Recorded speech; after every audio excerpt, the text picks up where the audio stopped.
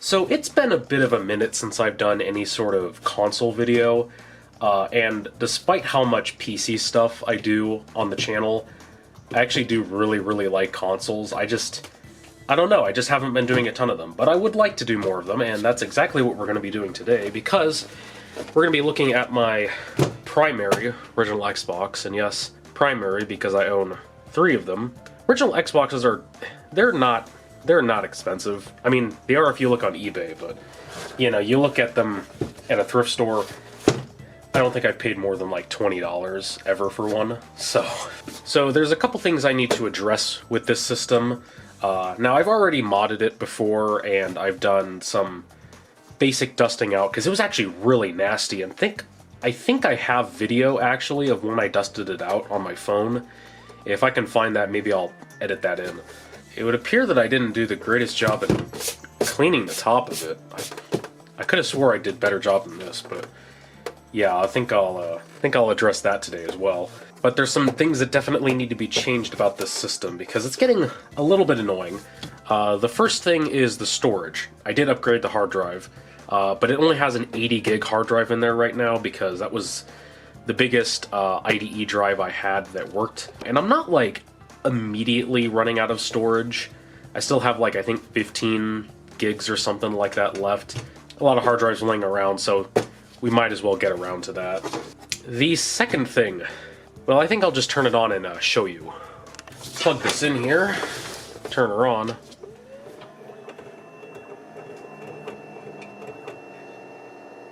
Now, of course it's not going to do what I actually wanted it to do, and that was sound like it was going to die. Because the thing about this Xbox is that it is a version 1.0. And if we look here at the manufacturing date, October 28th, 2002. So this is actually a very late 1.0 motherboard. So yeah, that's really late for a 1.0. In fact, I think in October of 2002 is when they started making 1.1s. But why would a 1.0 be so much louder than the rest of the Xboxes? Well, let me just open this up and show you why. Now, if you're familiar with the original Xbox, you'll know that Thomson drives are usually considered the worst. They just kind of have a high failure rate. And so since I have like 3 Xboxes, these DVD drives are not locked to the system like they are on the 360. So instead of trying to fix the Thomson drive, I just grabbed this Phillips drive, which works perfectly fine. It's beautiful. The tray, super strong, belt's fine, so I just, you know, I might as well just swap it. If you've never seen the inside of a 1.0 before, but you've seen other Xboxes, you'll definitely know that this looks weird, and this is a 1.0 exclusive as far as I know.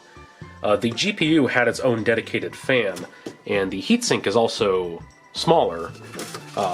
CPU heatsink I don't think ever changed, but yeah, on the 1.1s and later, they swapped this out for just a bigger heatsink that was just not passively cooled, but it just got air drawn over it by the primary exhaust fan. I imagine they did this just to save cost. So these little fans, they suck. Their bearings go really bad, and you can try to resuscitate them by like relubing the bearings. I mean, actually the bearings don't feel that bad, honestly. But sometimes when you first start it up, it's just really bad, and it's annoying, and it's pretty high-pitched and whiny. I think that's also partly this thing's fault, but we're actually going to be addressing both fans today. Now, if I really wanted to, I could just swap in the newer heatsink onto here, eliminate the need for a fan entirely. I could do that, but I kind of want to keep this as like a 1.0. It's just sort of a thing that I want to do.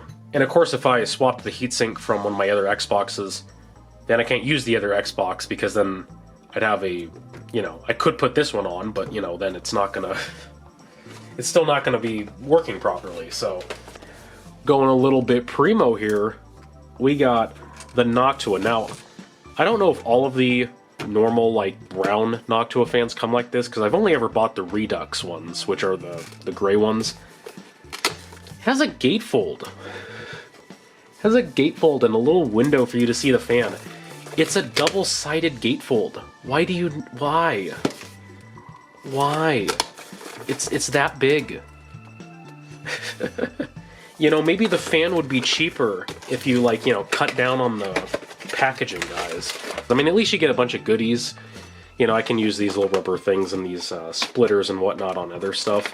Basically, this tiny little fan's going to go right there and replace this thing. Because I also want to change it out. We're going to swap out this. Now, this is a really weird decision that Microsoft made. They chose to use, I think it's a 72mm fan, which is not really a standardized size or anything like that. It just doesn't make sense, because this was supposed to be a mostly off-the-shelf kind of parts machine, but they chose this for some reason. It's not obnoxiously loud, but it still could be better. So we're going to swap it out with an 80mm fan, which is possible to do. We will have to make some modifications to this fan. And this is just a Arctic fan. I like Arctic. They're usually pretty good with their fans. I could have used a Noctua if I wanted to as well. I could have went all out. In my opinion, this thing is perfectly quiet enough, and again, we have to cut up the fan quite a bit to get it in here, and I don't know, it just feels wrong to do that to a Noctua. Alright, so I'm going to tackle the GPU fan first. As far as I know, it is spinning properly, and like it does stop the weird like vibration thing after maybe like a minute of being booted up. So it's not like we're at immediate risk of the GPU dying or anything like that, but it's just very annoying to have to deal with. It's off, and I did try to clean this when I first cleaned the fan. It's a little dirty in there, but it's not the worst. If you're observant, you may have noticed that the mounting between the two fans is different. This like extends out a little bit more, so it kind of hooks into these little like sorts of little like grooves on the sides here. And there is like a 3D printable little bracket you can print out that will adapt this to mount up to here, but I don't think that's really necessary, because like if you look at how this thing fits in there, I mean, it fits in there pretty well. So I think I could just get some different screws and probably just screw it right into the fins down here, and I think it'll be fine, actually. I don't think it'll be any issue at all. Okay, well, the closest thing I found that I thought might work were these, they do, you know, stop at the hole, but there's really not much poking out there, and they'd also be pretty thick to screw down into this heatsink here. So I don't think those are gonna work. I'd need something that's a little bit longer and also probably not as thick. So, yeah, it's gonna be one of those days. This is hyper tough. You know, I would only trust hyper tough with my original Xbox. Alright, new strategy. You go under the plastic bracket with the zip ties. So yeah, this is just... honestly, it's a lot more sturdy than I thought it would be. You know, I guess if you're doing this, be a little careful that you don't, like, scrape the motherboard. I don't think that looks too bad. Now, hopefully it hasn't messed with, like, the mounting pressure at all, like it hasn't made it super uneven or anything. It does look like the plastic is maybe slightly bowed up a little bit, but the heatsink itself feels like it's pretty flat against the motherboard. You know, it doesn't seem like it's really moving much, and I did change the thermal paste out anyways, just cause.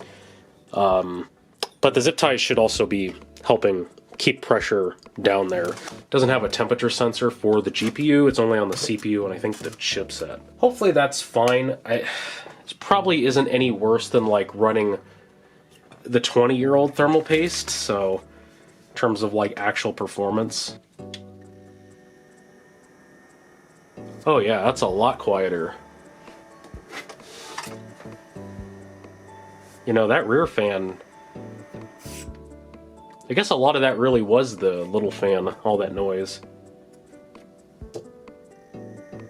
Still not the quietest, but yeah, it doesn't feel like it's blowing a ton of air, but it's moving a little bit. We're gonna go from that noise to, let me just plug in the replacement fan here real quick.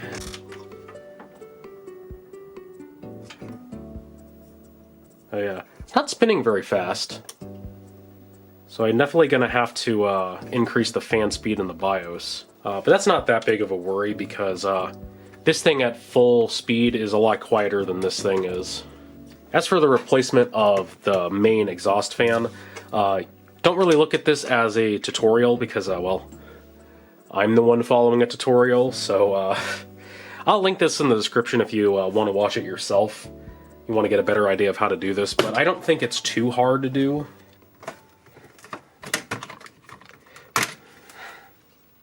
Ooh. Yeah, I definitely didn't clean that very well. Alright, so the next step we gotta do is we gotta cut out a big chunk of the hard drive caddy. We gotta cut, like, all this out. This whole, like, part here. Now, you probably could use a hacksaw to do this, but that'd probably be pretty annoying, and, it's not as fun. Alright, so this is how the fitment is going to be, because I got this all cut down.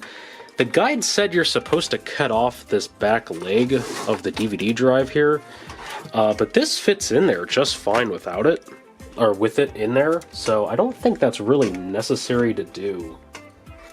So I'm just gonna leave it for now and we'll see how it goes.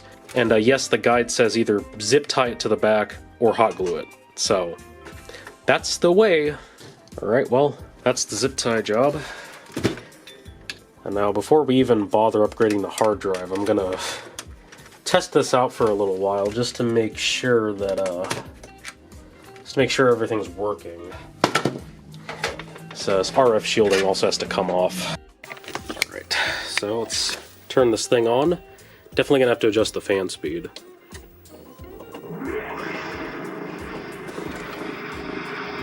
Man, that is so quiet. Really can't hear anything. Fan speed. Let's turn that all the way up. Alright, so I tested out the Xbox for about 10 or so minutes. I just loaded up a split-screen game of Halo 2. And this was it all covered up and stuff. And this was the fan at max speed. I feel like the airflow isn't quite as much as this fan, which is a little bit weird. I don't think it's too much of an issue because I would immediately reboot to the dashboard using the controller shortcut, and the temp read only 56 degrees on the CPU. There's no way to check GPU temps, unfortunately. One thing that did sort of concern me a little bit is the heatsinks are very, very warm to the touch. So I'm not sure. I'm guessing that's pretty normal.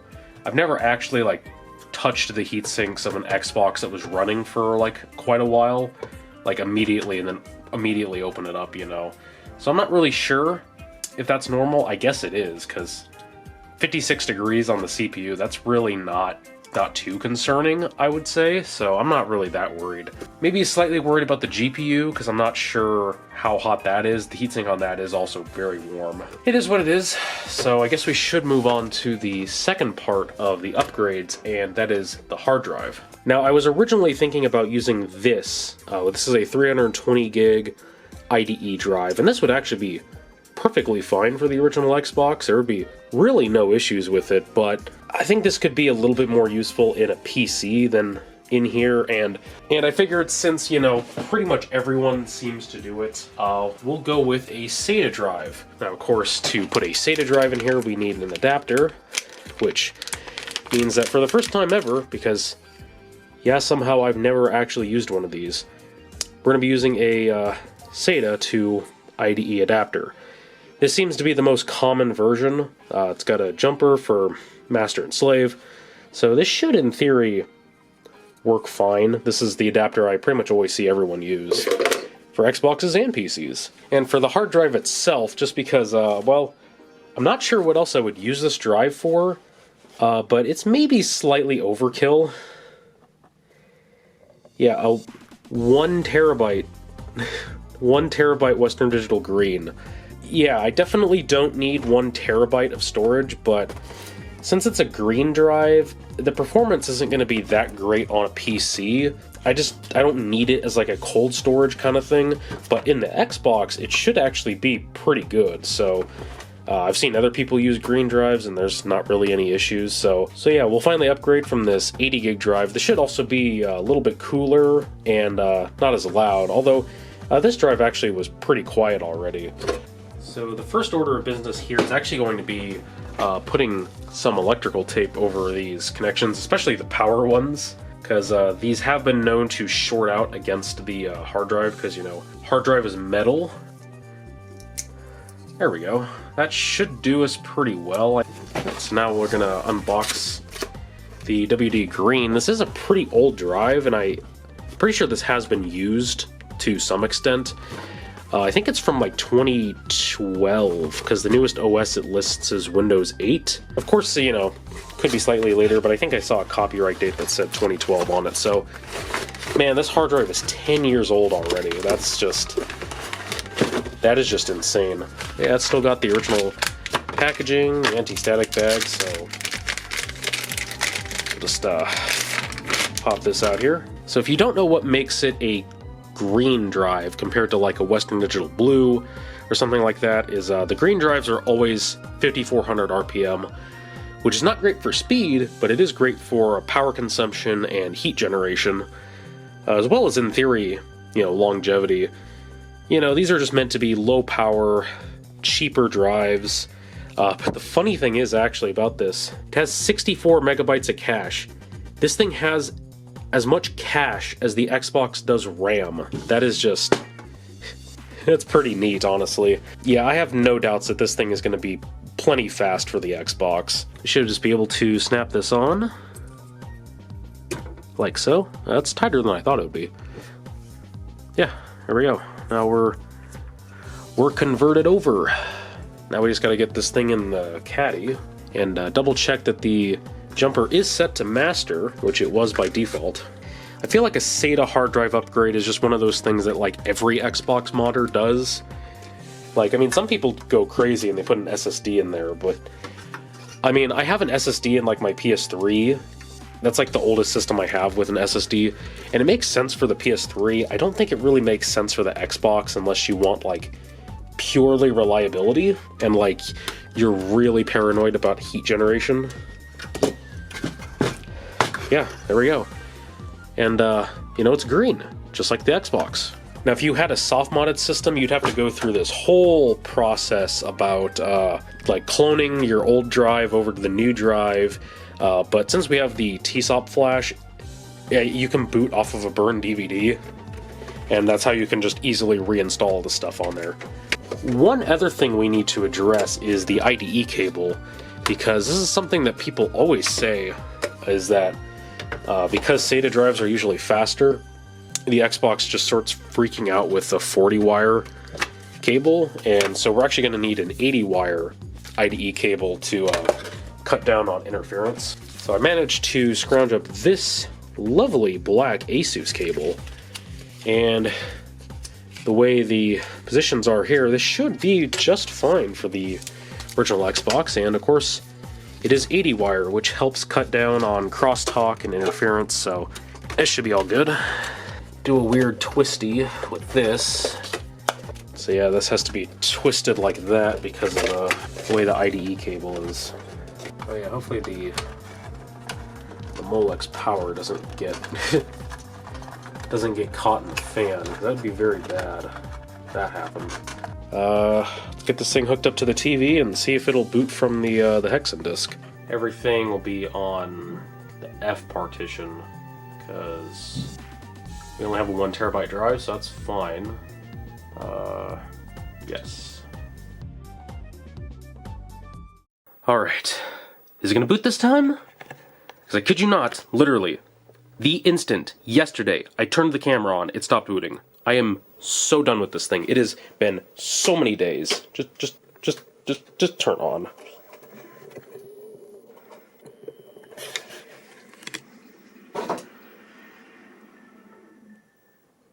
Oh, thank God. So yeah, it's been several days. I think this is like 4 days later now. To say things have not been going well is, you know what, that is pretty accurate. So the first major issue, this SATA to IDE adapter, it works.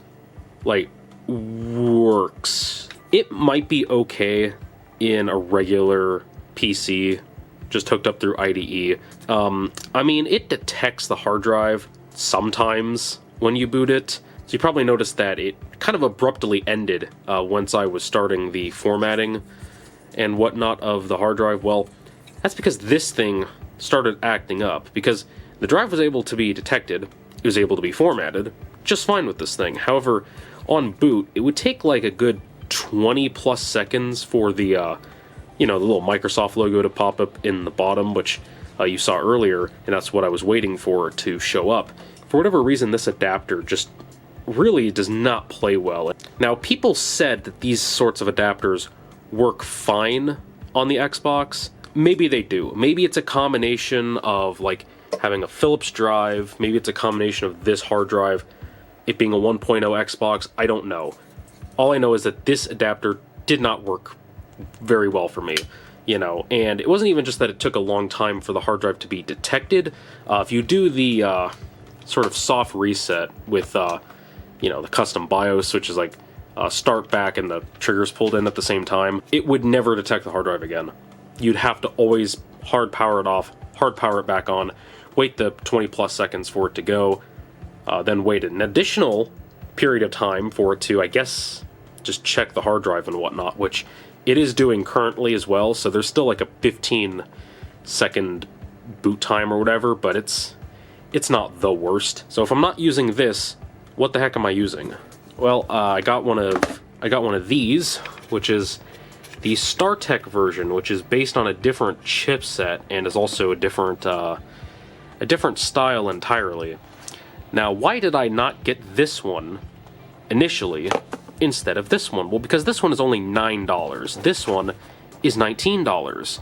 So you can see why I would want to save, you know, 10 bucks, being that there shouldn't really be much of a reason why this wouldn't work well. Well, not the case for me, so I coped and I spent another 19 bucks to get this one off Amazon, which is what we have in there right now. It's going to be a little hard to see it in here because of the way the IDE cable is, but it is indeed the StarTech adapter in there. Thankfully, it has been mostly working okay.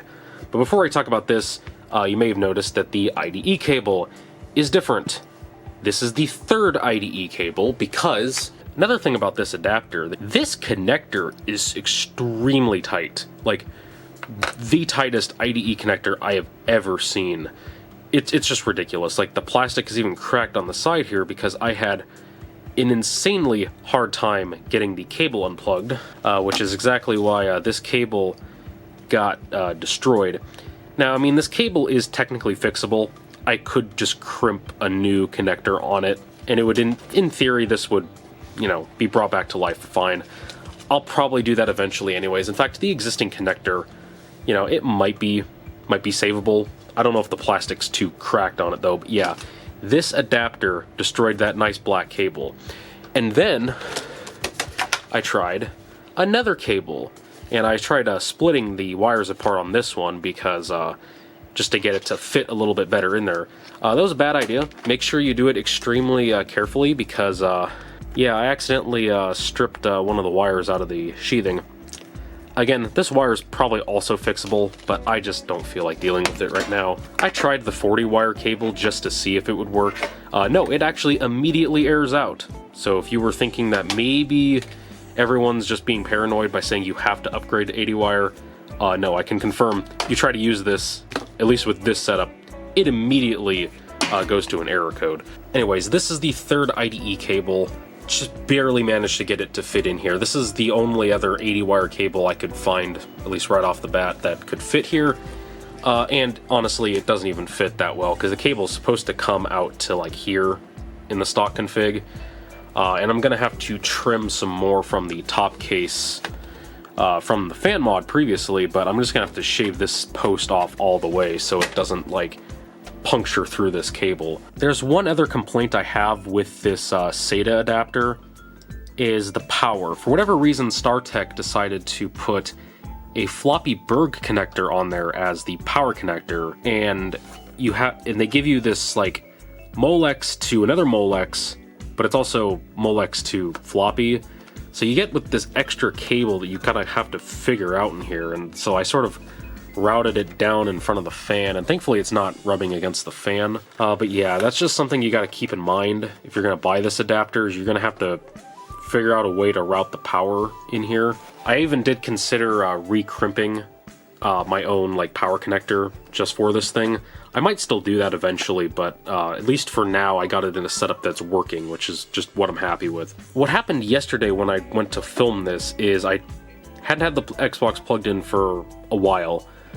I just turned the camera on, I'm like, okay, I powered it up, no Microsoft logo. It did the Xbox splash screen and then just nothing. The hard drive was never detected.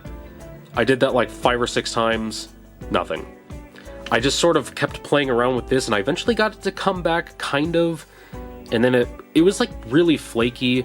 So yeah, I'm not sure what's going on there. That even happened again today, which makes me kind of concerned.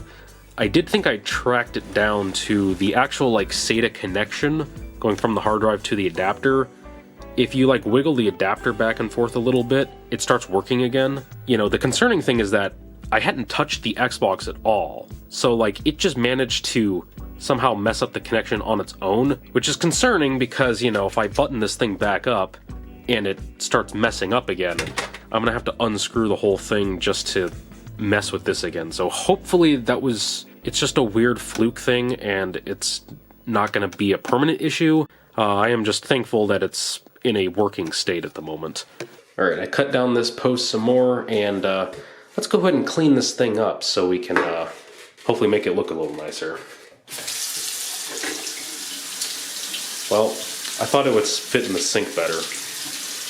You could almost make a cool, like, little water feature out of this.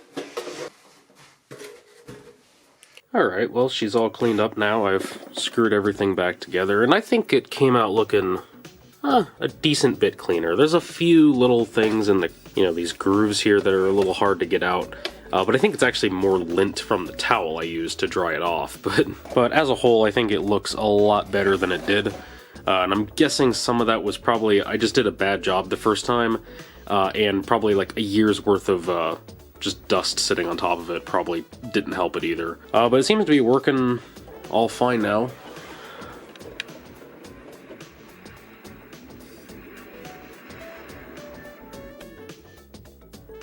So I'm pretty happy with how this thing turned out. If you're looking to do the hard drive upgrade, especially if you've already, you know, hard modded it, I definitely can recommend it.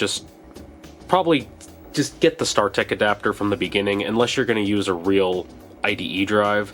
As for the fan upgrades, well, the GPU heatsink one is definitely an improvement. It's definitely quieter because of that. Doing the 80mm fan swap, I'm gonna be honest, I don't think it's that worth it unless your original fan is dying. And the reason I say that is because I have to crank the fan speed up all the way on this fan just to get similar enough cooling performance to the original.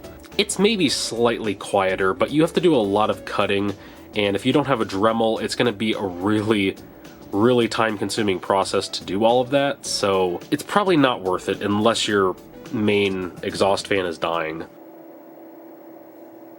So it's not like overly terrible or anything like that. It's perfectly tolerable, I'd say. It's on par with like a somewhat modern computer in terms of noise. And of course, you're listening to it with the camera like a foot away from it, and that's how I'm also hearing it. Once it's in like, you know, a few feet away from you and you're playing a game, you probably wouldn't even notice it. So maybe it's worth it to you, maybe it's not. I only spent like, I think $7 on the fan, so it's not really out that much money. You know, bit of a learning process, but if I, you know, when I go to upgrade maybe my other Xboxes and mod them, I'm probably gonna skip the fan upgrade, at least initially. The temperatures aren't, like, insanely bad or anything like that. It creeps up to, like I said, maybe mid-50s or so. When you're playing a game, maybe high 50s, which isn't too far off from a stock Xbox, so I'm not that worried about it. But yeah, I've ripped all my games in here. I haven't pirated anything, by the way. These are all games I do actually own.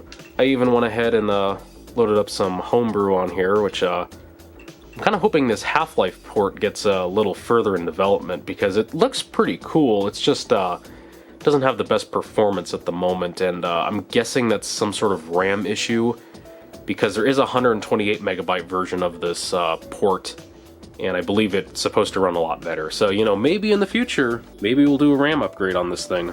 You know, it's not, like, terrible, but, like, there's definitely some issues. You know, the performance does slow down, but very obviously there are texture issues. Also, the DSP effects with the audio are, like, really bad. Like, it's very broken. And if you're wondering, yes, we are down one of the long T20 screws, because that post in the back is completely sheared off, so, you know, this is useless. And if I tried to put it in, I'd probably rip right through the IDE cable. At least I'm happy that I got it working, and it's in a decent spot where I can use it, I think, mostly reliably. I know this video was kind of a mess. I wasn't expecting the issues with the adapter. Hopefully you found it somewhat interesting. It may not have came off that way in the video, but I actually do really like the original Xbox. I might see it again on the channel. I know there's a lot of weird things you can do with an original Xbox. I know you can run like Windows 98 on it. In theory, you can hook up a mouse and a keyboard with one of these, you know, USB adapters, and I do have two of these. So yeah, in theory, we could maybe run like Windows 98 on here and actually try to play native Windows 98 games, which would be very funny. I mean, when you think about it, it's just a Pentium 3 and like a GeForce 4. Effectively. You know, not a ton of RAM, but that effectively is what it is. I'm gonna have to look into that, and I think I've even seen someone get XP to work on this, although I imagine it's awful. But yeah, hopefully you found it interesting, and I'll see you guys in the next video. Oh, we gotta do one last thing real quick. So I've had this Pentium 3 box sitting around for quite a while, and there's no actual processor or even the stock heatsink still inside. However, what is inside is this genuine unused Pentium 3 sticker. And yeah, since the Xbox uses a Pentium 3, it's not a Celeron.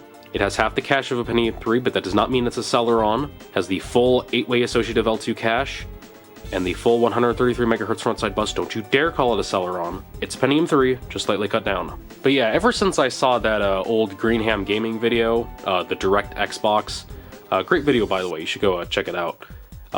He put a Pentium 3 sticker on his Xbox, and also a Windows XP sticker, but I always thought it would be really cool to stick a Pentium 3 sticker on an original Xbox, so I think it's fitting that we do so. Alright, before I stick it down all the way. Yeah, okay, that looks straighter. There we go. Alright, that seems like it'll stick fine. Man, imagine the timeline where they were just like, yeah, this really is just a PC, and Intel still required them to put the sticker on the front. That would have been really, really funny. Yeah, now I can live that reality if that did happen. And I think it looks quite nice. I'm gonna say, it just looks right being down there.